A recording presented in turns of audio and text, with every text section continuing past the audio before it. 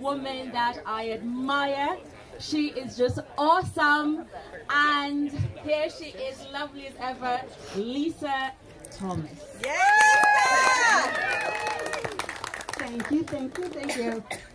I will talk to you more later about what I'm doing in my race, but I want to take time right now to thank Lieutenant Governor Susan Bysowitz.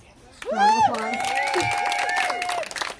She has been an incredible mentor to me for the last 2.5 years.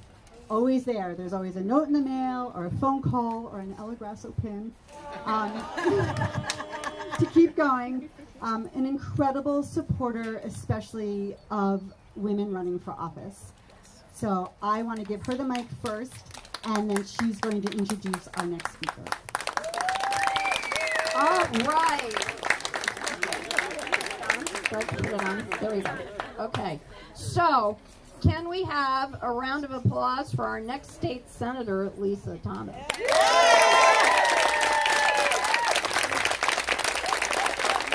Because she is the reason, her candidacy is the reason that you all are here.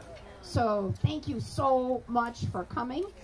We had a vision that after she lickety-split raised her money, thank you for contributing to her citizen election grant, that she would, and we would, try to help the Vernon Democratic Town Committee with funding so that absentee ballot applications can be mailed out and traced down.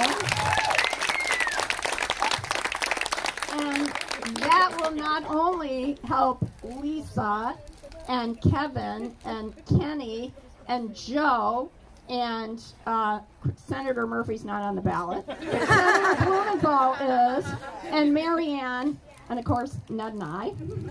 And let me tell you, for every absentee ballot application that you chase down, those are votes in the bank for Democrats. 3-1, right, Secretary of the State?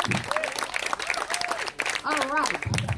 So that's why we're here. And if you're motivated, you can make out another check over there.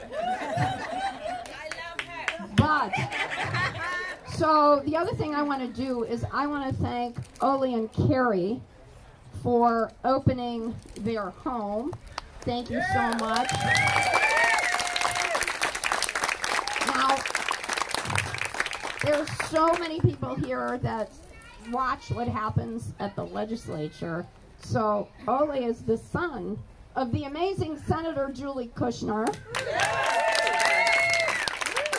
who has helped us get paid family medical leave passed, which is helping 20,000 families every month. She was instrumental, along with Robin Porter, in helping us to raise the minimum wage to $15 an hour. Amazing. Which brings me back to Lisa, because my job in the state Senate is to run the debate. And when I look out at the 36 Senate seats, I see that there are 8 women Democrats that currently are there. And wouldn't it be better if Lisa joins? And I'm just going to go out on a limb right here and predict that we're going to have at least 11 women who are Democrats in the state Senate, because I know Martha Marks is also going to win, and Cece Marr, in addition to Lisa. So, I just want to say that the governor and I have been able to accomplish a lot over the past 3.5 years because of the partners that we've had in the state legislature. And it was our collaboration with them that brought us all of these great things: raising the minimum wage, paid family medical leave, legalizing marijuana, things that we promised, but also getting our fiscal house in order and being able to pay down $5.2 billion in debt. Yeah. We've never seen that happen over the past century. And Lisa is reminding me that we are leading the way on so many fronts. We just signed the Reproductive Freedom Act.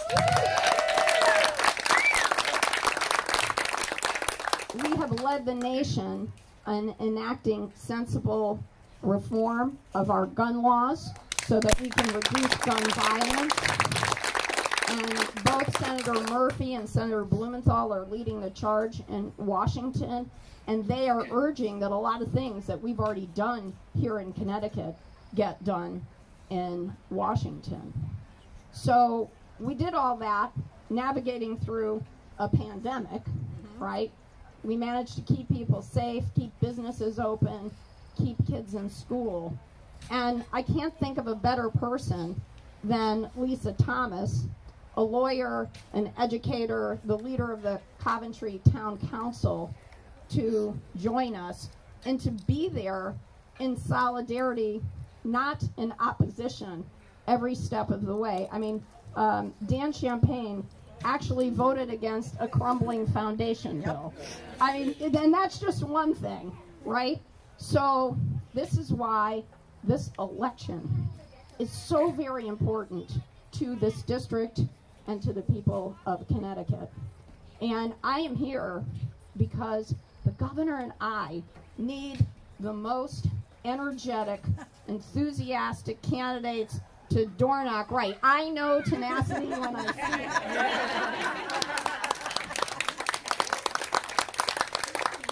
And we are thrilled that Kevin and Kenny and Marianne are out there knocking doors, getting Democrats, because this is how we are all going to win together.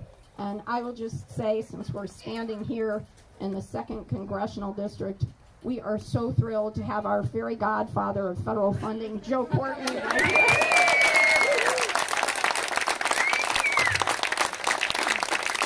Helping to bring, I kind of lost count on how many submarines that he's brought to keep EB coming, but our delegation has brought $7 billion plus to our state, and that is also why we've been able to invest in child mental health care, in infrastructure, in early childhood, and all the things that invest in our families and make our economy work for everybody.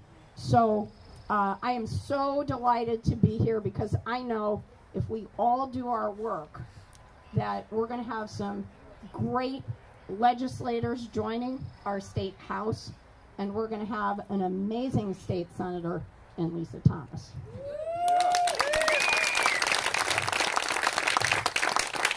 And honestly, I think she just scared the other guy, and he just said, okay, I'm so done, I'm retiring. It's so embarrassing I didn't win my hometown. And that's just me, but, you know.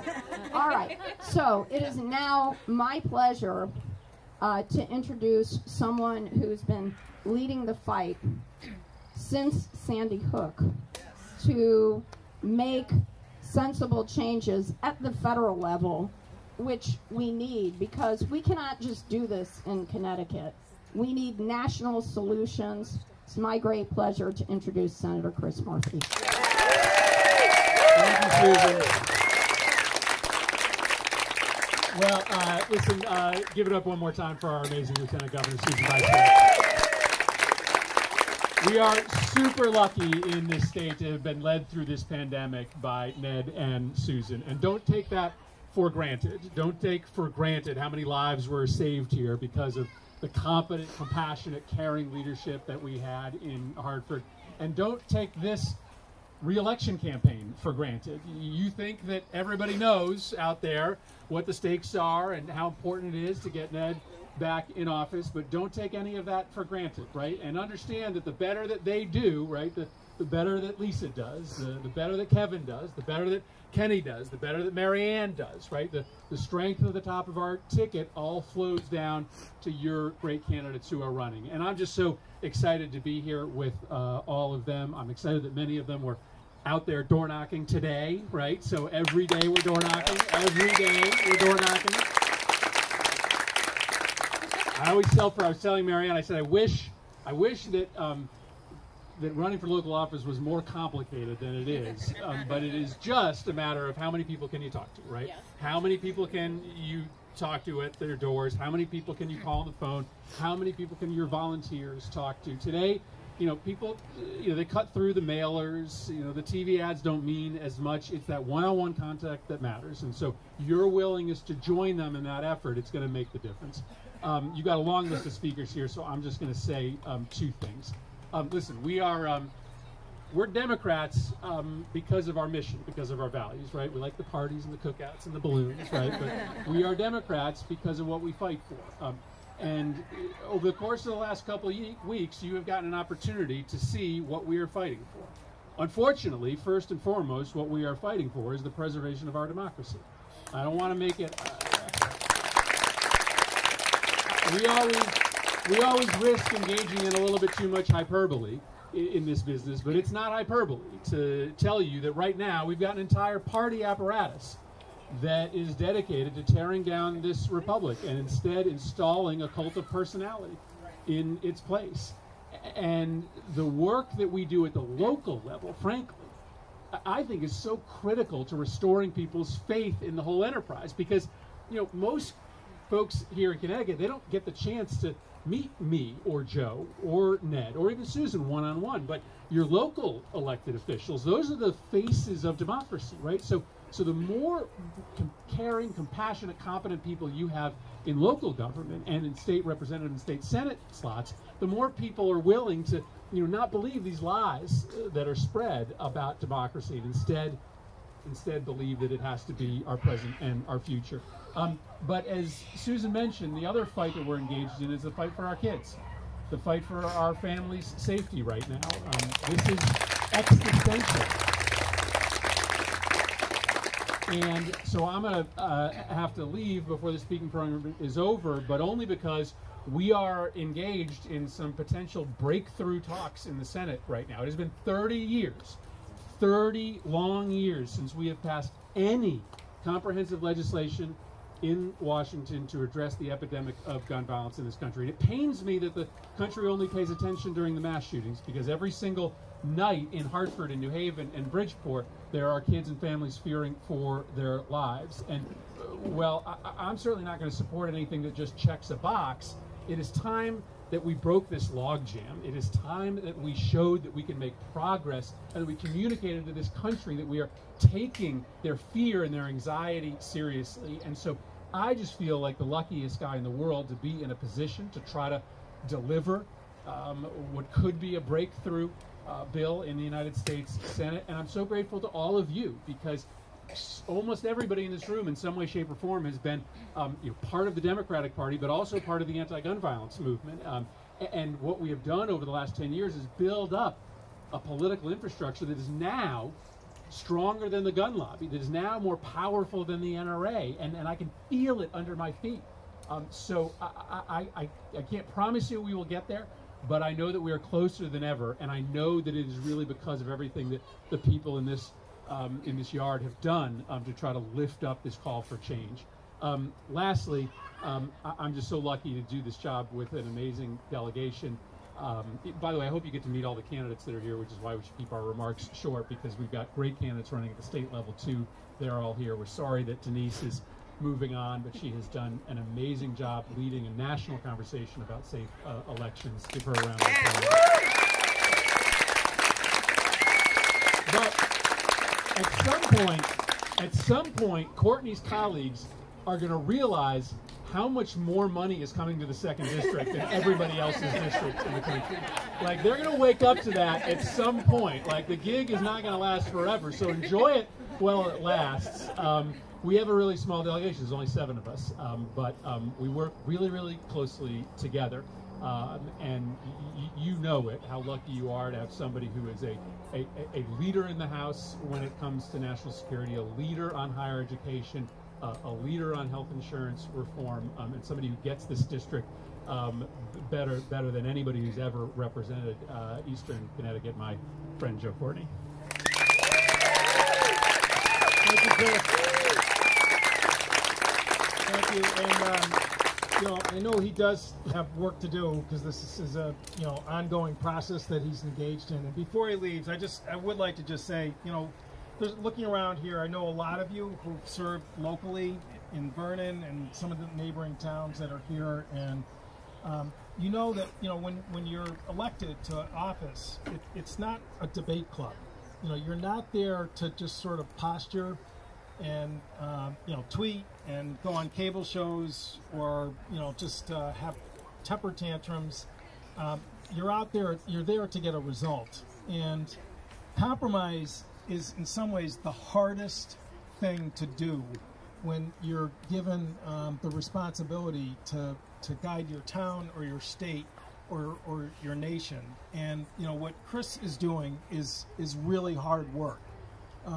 We in the House a few years back, after again one of these awful shootings in Miami when the Democrats were in the minority, we had a bipartisan bill with actually fairly sizable number of Republicans for universal background checks. And Paul Ryan, who today looks like the voice of reason compared to what the Republican Party, again, refused to allow us to bring the bill to the floor. And we had to resort to an actual sit-in in the House of Representatives. Many of you may remember that. It was we were on the floor literally for overnight. John Lewis, God rest his soul, was there, as this incredible inspiration about the fact that we just had to show that we are responding to what we know is the overwhelming majority of the country. And fast forward, we now control the House, so we were able a few days ago to pass a package of gun measures, raising the age, red flag statute, banning bump stocks, but I mean, we've been through this already in the House, and obviously you're surrounded by the cynics who just constantly say, well, this is dead, it's an exercise in futility. But I was talking to Chris, Wednesday evening when we were voting in the House. Rosa DeLauro had a little sort of, she has a little office right off the floor. She's chair of the Appropriations Committee. She gets really good digs when she's in that position there. But she had a lot of the families who some of you may have seen testified earlier in the day. And we had folks from Connecticut, from Sandy Hook. We had Parkland High School. We had Uvalde, Texas. We had the other Texas massacre at the Walmart that was there. And they were all in her office watching on C-SPAN as the votes were finally coming to conclusion. And you didn't know what to expect in terms of the room there, but I will tell you they were weeping with gratitude about the fact that they felt listened to, and that in a democracy at least part of the process responded the way it's supposed to when there is a need for action. And what Chris is doing right now, I'm sure, and they are total realists, every single one of them. I mean, we were talking about what was going on in the Senate, and what he's doing is not anything. It's not an exercise in futility by any stretch, and whatever measure he's able to elicit from this process, people are going to support it, and there's a reason for that, which is they trust him. They know, that his heart and his mind have been at this now since Sandy Hook, and that's what I think all of us as citizens of the state, whether you're a Democrat or Republican, should be so proud of, that we are right there because of his leadership in terms of getting this country to finally move and make this country safer. So I just want to again publicly thank him for his amazing work.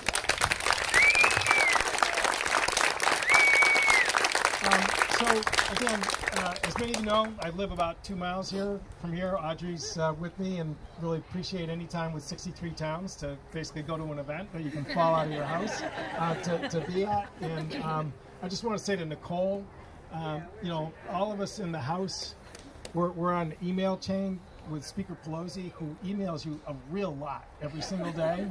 I'm a member of the Vernon Democratic Town Committee. You email more than Nancy Pelosi does for this event. And that's why I think we see the amazing turnout here today and the really good energy, which, as Chris said, you know, we're going to need to move forward on. And you know, Kevin and I and you know, Lisa, Gold Spring Drive was in the 56th Assembly District back in the day when I was out there as a first-time candidate, and it's really exciting time to get out there because, and it's never too soon. You know, face to face, you cut through all the white noise of campaigns in terms of, you know, the negative messages, and people get a chance to look you in the eye and size you up. And again, I just feel really excited and good about this great lineup of candidates which are, you know, standing here today. The 2nd District, as many of you know, has a very complicated history politically. We are a very purple district. You know, if you look at the midterm elections, you know, we've struggled out here in terms of the state level. Governor Malloy was unable to carry this district. Ned fell a little short 4 years ago. But I'm feeling very good about the fact that with the great record that Ned and Susan and the state legislature has built up, again, it's another sort of one of these things where he sort of passed the trust test, particularly during the height of COVID. And, you know, as we now are in really sort of overdrive in terms of making sure that the state of Connecticut takes advantage of every penny of infrastructure money from the infrastructure bill, which President Biden signed last November. And we're seeing that now unfold every single day with new projects that are going into place. A new train station up in Enfield, the first time in 35 years. We're going to have in the 2nd District, a way for people to get to New York and points north. But again, I could just tick them off. Daniels Mill, right down in the center of Rockville, is getting infrastructure money for cleanup, so we can really get that last piece of downtown Rockville cleaned up. So we have a very strong message and a very strong record to take to every part and every corner of Eastern Connecticut, and we're going to need to, because the National Republican Campaign Committee has targeted the 2nd District for the first time in 12 years. The Democratic Congressional Campaign Committee has countered by putting our race here on Frontline. Good news, that means we're going to get a lot more help than maybe in past years, and we're already seeing some of that. But, you know, we've been through this drill before. When I first got elected in 2006, it was by a margin of 83 votes. There are more people here tonight than in my margin of victory in 2006. And we did it the old-fashioned way. We went out there and really it was just, you know, at people's doorsteps, working together from the top to the bottom. We're not going to cherry pick any of the candidates. We are working together. If you're running on our line, we're with you. And the country needs us to make sure that we lead the way on election night to get this done. And just one last point, Thursday night, you know, the country had an opportunity to finally see some of the real facts unfold in terms of what happened on January 6th. And I was in Willimantic today campaigning, and people were talking about the power of those videos showing what these brave Capitol policemen were doing, not just to defend members of Congress, but the crown jewel of our democracy, which is the peaceful transfer of power, which came within an inch of being denied. And we heard from the officer that was there, we heard from Ivanka Trump saying that she knows that Joe Biden won the election. But I just want to close by just saying that would never have happened if the Republicans were in control of the House of Representatives, because they rejected the full commission, the 9/11 type commission, which really should have been happening over the last year. And the fact that we were able to put together a committee with serious people who are doing excellent work in terms of investigating the facts. There is no political partisan message that's going on here. This is about trying to, bring out to the world the fact that our democracy was threatened in a way that we have never seen since George Washington. And again, if you want another bright line contrast between our two parties, I mean, we have shown our party is committed to defending democracy, defending rule of law, and the other side who has done everything they can to try and spin this as some kind of non-event or just a protest that got out of control, or it was Nancy Pelosi's fault because there weren't enough cops that were there that day. I mean, it is obvious that what we saw on Thursday night, the truth is what the truth is. And Democrats, in addition to all of our other priorities, are committed to the truth and committed to our democracy, and that's what's on the ballot 5 months from now. And we got to make sure that in this district and in Lisa's state Senate race and all the state rep races and Ned and Susan, that when the eyes of the country early in the evening are on Connecticut, that we're seeing that we delivered and we made sure that this country's democracy is safe. Thank you very much. Thank you, Joe. And speaking of democracy, it is my honor to introduce the person who took over the Secretary of the State's office after I left and has been doing an incredible job, especially during the pandemic, making sure that voting was accessible to everyone and being a national leader on voting issues. Denise Merrill. Thank you so much. I'm kind of a surprise visitor tonight, but I couldn't resist the opportunity to say thank you to the people who are here, because you're the ones that gave me this opportunity all these years. When Chris said it's been 30 years since we had meaningful gun legislation, I thought, wow, that's the exact time I've been in office. Imagine that. That's a long time. So, yes, first of all, thank you to everyone. And I couldn't resist also telling Ole, I remember I door knocked this street with Mike Winkler. Is Mike here? Yes. Where is he? Oh, yeah. Remember that? Yeah, so it's kind of old home week. Yeah, I think he was taking me to the easy street, right? And so I couldn't be more proud of the legacy that Connecticut has garnered over not only my term, but Susan's term and on and on. We are truly leaders in this country in fair elections and access to the ballot. And when I think of the things we've accomplished in this state, I mean, we transformed elections and we have held the line.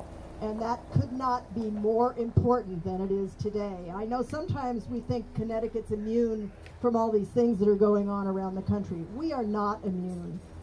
When we tried to, you have a perfect example right here in your town when we instituted ballot boxes during the 2020 election so that everyone would be able to vote. This is not a partisan issue. This is an issue of allowing people their right to vote, even during a pandemic. And right here, your, I guess, mayor, yes, on top senator, of every, and current senator, yes, we know, really made a great point of trying to make those ballot boxes inaccessible as possible for everyone. It was shocking. And so, you know, sometimes you think that it's happening elsewhere. It was happening right here in your town. Clear attempts to stop people from voting. And that it still shocks me to this day because I wasn't ready for that exactly when I came into office 12 years ago. But I'm used to it now. And I am proud of what we have done in my office. We are leaders in election security. I served as chair of the first Election Security Commission with the Department of Homeland Security. I served as president of the National Association of Secretaries of State, instituted a new Democratic Secretaries of State as a reaction to what we saw going on. And we are helping to elect secretaries in all 50 states now who will adhere to the law. And the effort that's going on right now is the most profound effort going on that will take our democracy down if they are successful. State after state, there are people running for Secretary of State, which frankly was kind of a lesser known office for many, many years, because Americans didn't question their elections. They just figured, American elections are great. You know, we all get a right to vote and we treasure that right, and things are going pretty well. Until about 12 years ago, when all this sort of undercurrent started coming forward, and of course went into high gear in 2016, when Donald Trump started casting aspersions on our elections. And I mean, not to be too partisan here, but if you have seen who is running for the Republican nominee for Secretary of State in Connecticut, let me tell you about it. This is a man who currently brought scores, I think about 100 complaints of voter fraud to the Election Enforcement Commission this year, claiming that Connecticut elections are rife with fraud, illegal aliens voting in all our elections. The Election Enforcement Commission actually investigated all those complaints, to a very great cost, by the way, to the state of Connecticut.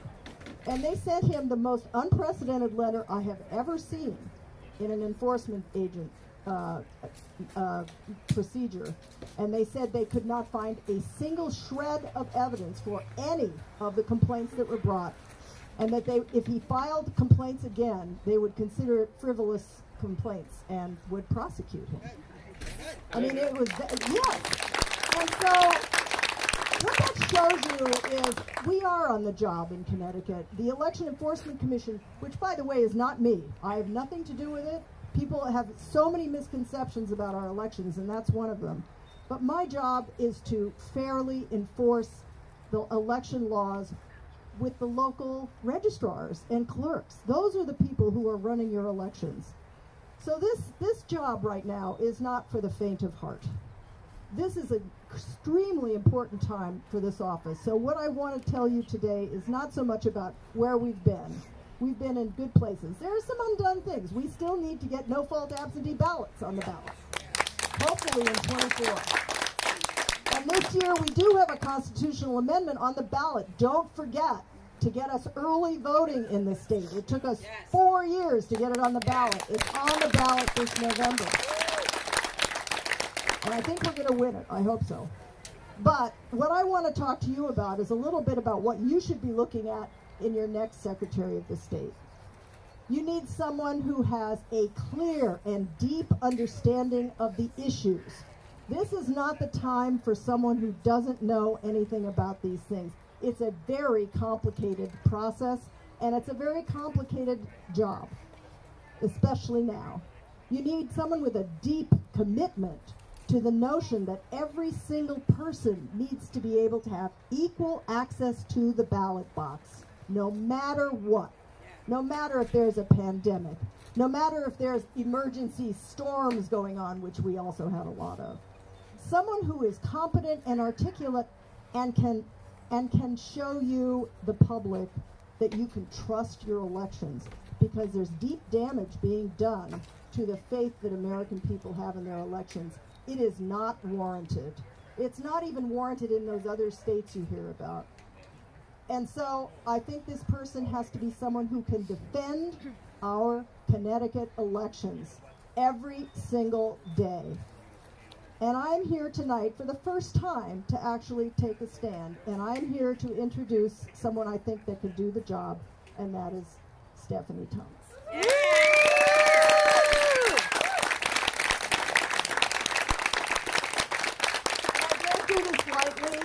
I have seen Stephanie. She's been on the GAE committee. She has been there helping me defend policy issues that come up. She's relatively new to the General Assembly, like one term. Quite frankly, no one thought she could win in her district. I don't think she got a lot of help from a lot of other people in the state. She is tenacious, and she is a fierce advocate for the issues that we all care about, especially in elections. But she's also a competent manager, which you also need to be Secretary of State. You know, I run all the business services offices. We've instituted numerous new IT processes, which have meant a great change in the agency itself. So you're not only defending democracy out there, you're also running a state agency. So again, I think Stephanie is the woman for the job at the right time, in the right place, and I think she will do us honor at the national level, which is what we need, because we are Connecticut and we have great elections here in Connecticut. And so I'm proud to introduce.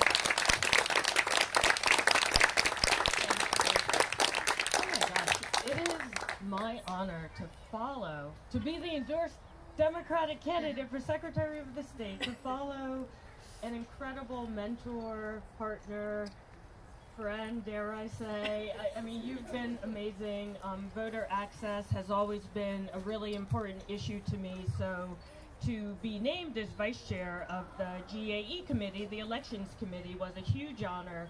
And as Denise, Secretary Merrill said, we spent most of last year debating many people, including the Republican candidate for secretary, in committee about all of his claims of voter fraud, etc. So it's an honor to follow you. Thank you for the introduction. So I know I am speaking to my people when talk of absentee ballots elicit a round of applause. Like, oh, because I often start a lot of these speaking things by saying, like, how many people know there's a primary election? And literally it's usually like 3 people. And then I say, who knows the date? And you're not going to escape. Who knows the date? August 9th. Thank you. But usually there's deafening silence, and a lot of that is why I'm running for Secretary of the State. As Senator Murphy said, it's been 30 years since any significant gun reform has been passed federally, despite the fact that we know that the vast majority of every single demographic, male, female, black, white, Hispanic, old people, older, young people, I'm like, somehow, young people, like, literally every demographic is in favor of gun reform measures, but it never passes. And for me, I just think on GAE, we spent the last year and a half battling to fight just about every type of reform we could in Connecticut, and we succeeded. We have early voting with the constitutional amendment on the ballot this year. We have automatic voter registration, which is huge, and the Secretary is already working on rolling that out. We have passed the first threshold to get to no excuse absentee voting. Parolees can now vote. And this year, we passed the expansion of absentee ballot. I get wonky, like it's a wonky job, but I won't get into all the details. But these are huge reforms. But it doesn't matter how many people are able to vote and register to vote if they don't think it matters, or if they're not coming out. So I think we have an opportunity at this place, at this time, in this country, right now, to really double down on civic education and engagement, not just for young people, but for those of us with a little more gray hair as well. So that when I ask, do you know there's a primary election, people say yes, and I'm going. It's really disheartening when I hear, you know, I have an orange dress for God's sakes because I have to go to so many Wear Orange events. And why do I have to have wardrobe items to fight something that should have been solved decades ago, honestly, definitely years ago when Sandy Hook happened, and we should not be having this conversation again and again. And the pace of change could be hastened, I think, if more of us use our voice. I think in this country we have a culture of thinking our civic responsibility falls on election day. And I say, well, yes, that is important, but what about the other 364 days of the year? How are we finding great candidates to run in these local offices, to represent us on a daily basis? How are we supporting candidates when they are elected to help them fight for money and all the things you want? We have to start thinking about civics as a 365-day-a-year project. I'll stop there. I'm happy to be here. I'm always looking for volunteers, and if every single person here gave $50, I think I'd be done with my fundraising. So I'll just throw that out there. Vote StephanieThomas.com if you want more information or to get involved. Thank you for coming out and listening. And it is now my pleasure to introduce another stellar candidate on row A. We have met more recently, but I see him everywhere. I say my husband is starting to get jealous because I see Eric Russell more than I see him. But I would love to introduce the great treasurer candidate, Eric Russell.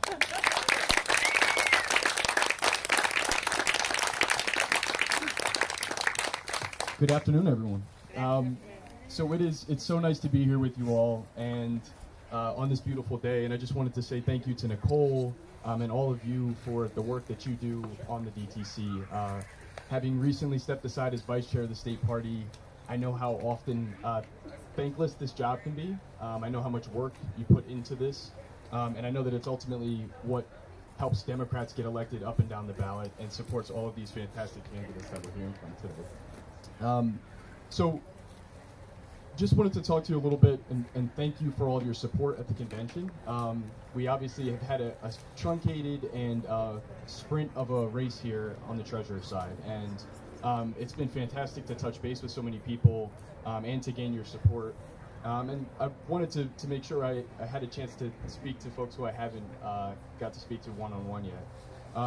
The treasurer's role is not one that is the sexy role all the time. It's not the one that most people know detail about, but it's really critical. It's ultimately about making sure we remain fiscally stable as a state, and that we are maximizing return on our investments and taking care of our pensions. But I think there's a lot more that goes into it. I think it's about making sure we're building stronger, safer, more sustainable communities. I think it's about making sure we're protecting our state and municipal employees and teachers and retirees who have paid into our pension plans and are counting on that money being there for them when they're ready to retire. And it's about making sure that we keep perspective to provide opportunities to everyone in the state to build a stronger life here and to build a better life for their kids. A little bit about my background. I'm from New Haven, where I still live with my husband, and my father's originally from Tennessee, was a paratrooper in Vietnam and in the Army, and toward the tail end of his career was stationed in Germany, where he met my mother. And they got married there, my older brother was born there, and they landed in New Haven with very little resources. And with what they had, they started a small convenience store in a pretty tough area of the city. And like any other family business, everybody had a role. We all had some responsibility to pick up, and most days after school, that's where you'd find me from the time I was about 6, sweeping floors, stocking shelves, standing on a milk crate doing the cash register, whatever needed to be done. And that was my lens into the world in so many ways. My parents were not political, but we were the hub of the community. We knew our neighbors, we knew their families, we knew the challenges that they were facing, and we saw really hardworking people ultimately trying to get by and provide a better life for themselves.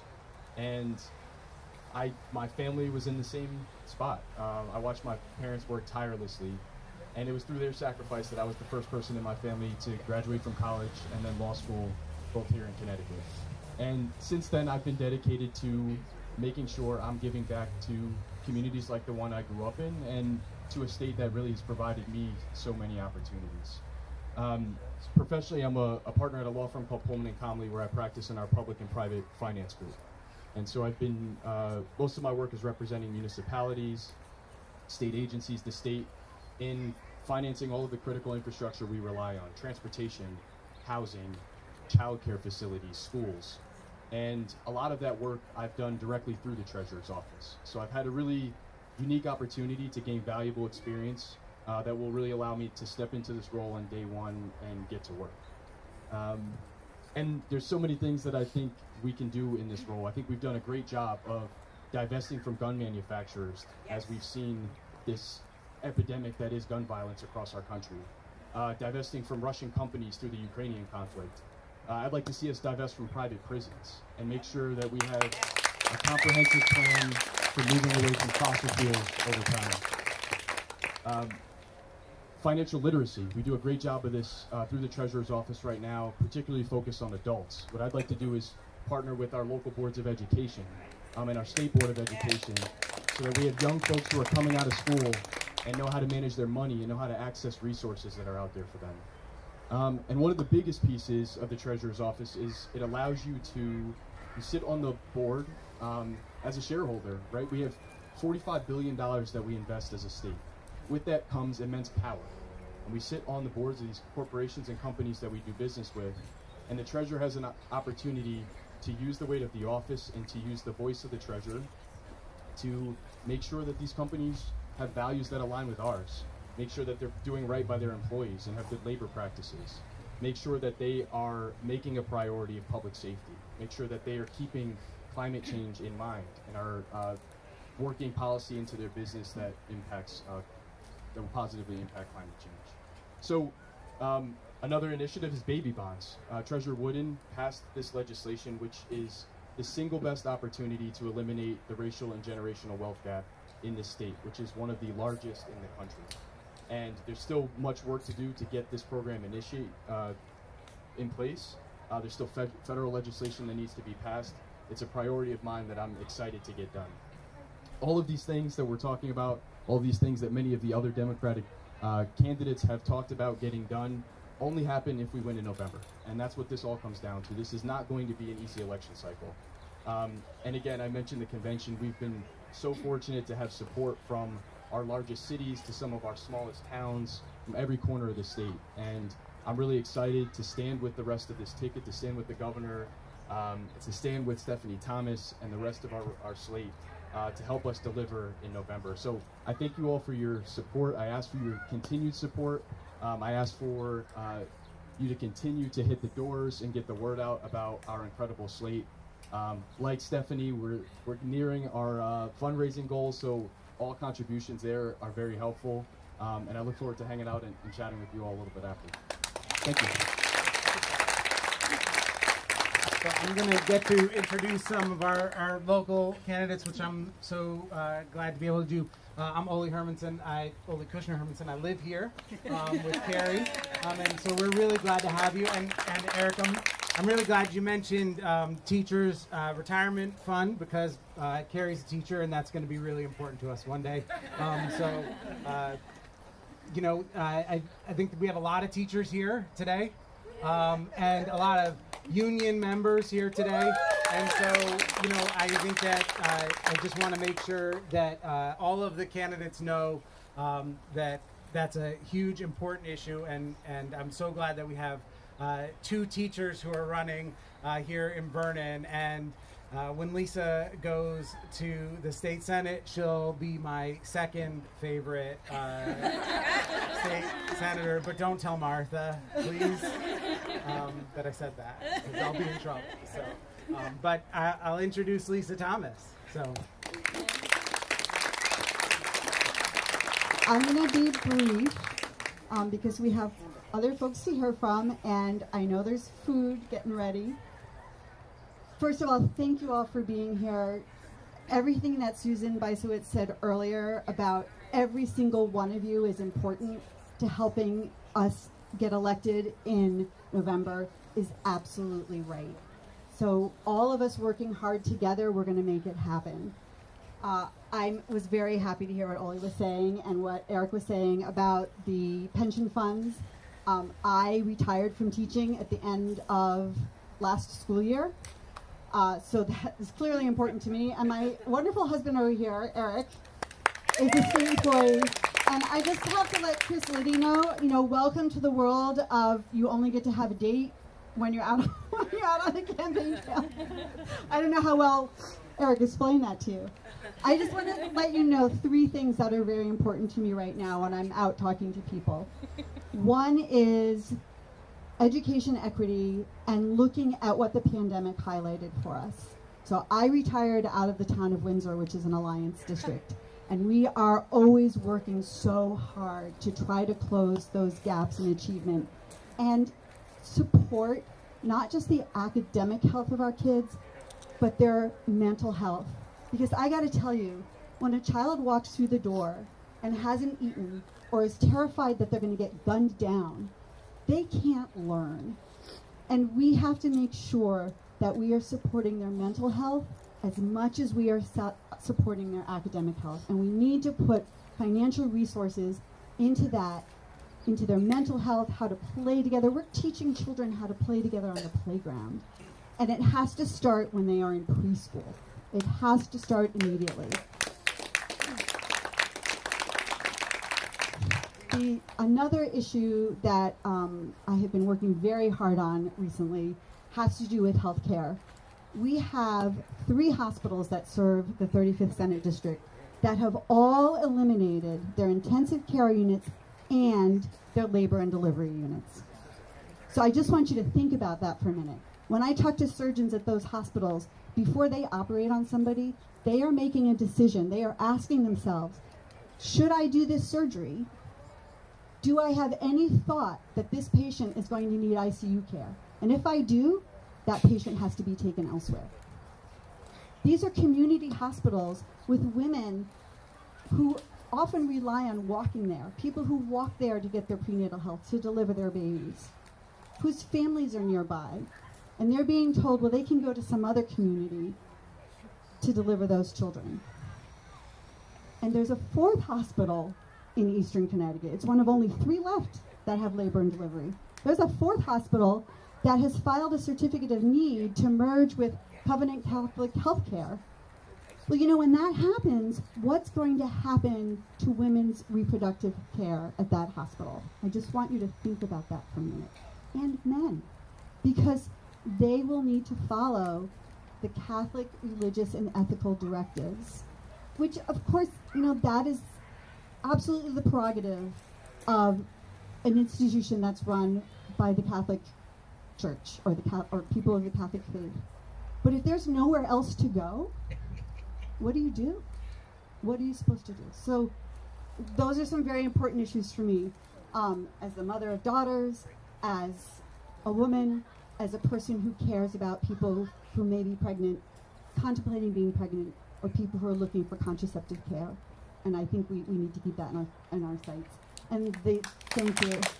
And the last thing I'm going to talk about is our agricultural community and how much they stepped up during the pandemic to help make sure we had local supplies, whether it was our farmers growing vegetables or our dairy farmers or our orchards, trying to meet the demand of people coming to them when they couldn't find food on the shelves. And it shouldn't have taken that to remind folks of how important locally produced foods are. And that is something that I'm also talking about a lot as I talk to folks in the district. And I have the honor to serve on the Connecticut Grown for Connecticut Kids Advisory Council, and our job is to give money to create partnerships between the agricultural community and people who are providing education to our kids, whether it's through schools or child care providers, to nurture that understanding and that growth. So help me, help all of us. We want to get to Hartford for you so that we can advocate for those things. And that would include Kevin Brown, my fellow educator,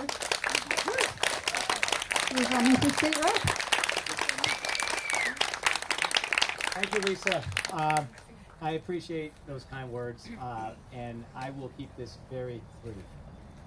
I know you all want to eat. I know you all want to get to talk to us one-on-one, and I think that's where the rubber hits the road. So I won't get up here and talk policy. Everything that I want to say has already been said. I do want to say thank you to Oli and Carrie.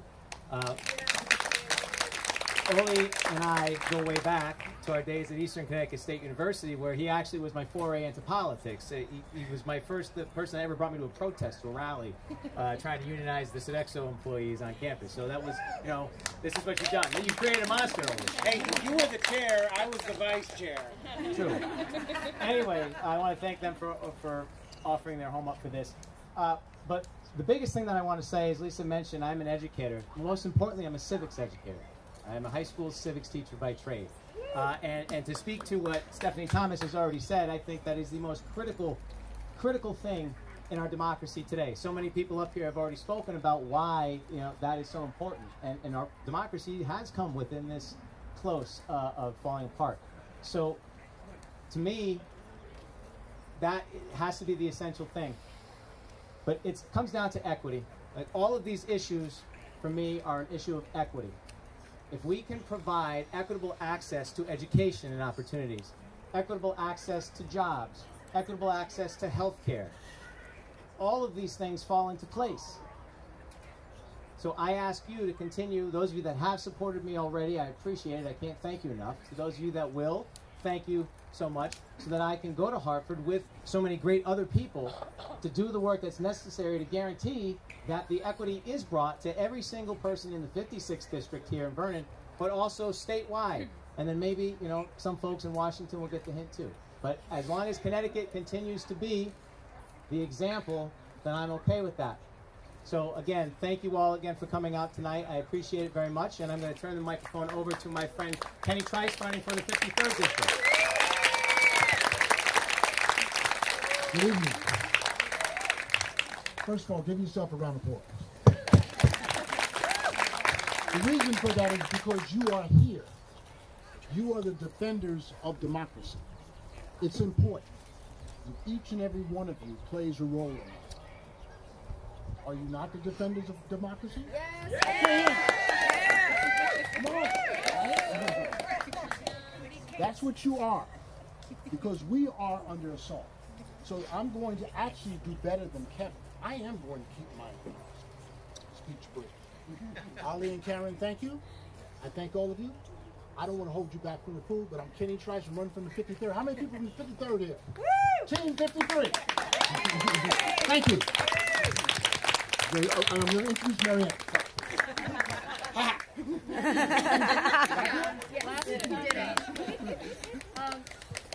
I'm running in District 8, which is no longer, Vernon is no longer in District 8, but it's near and dear to my heart.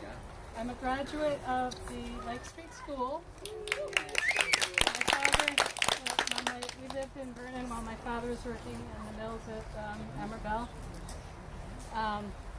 So I hope that when you have friends in Coventry, Columbia, Bolton, Holland, and Lebanon, you'll ask them to vote for me.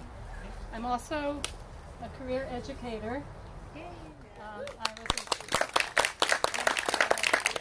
state and national leader in world language education. And I look forward to beating one of the most conservative Republicans in the House.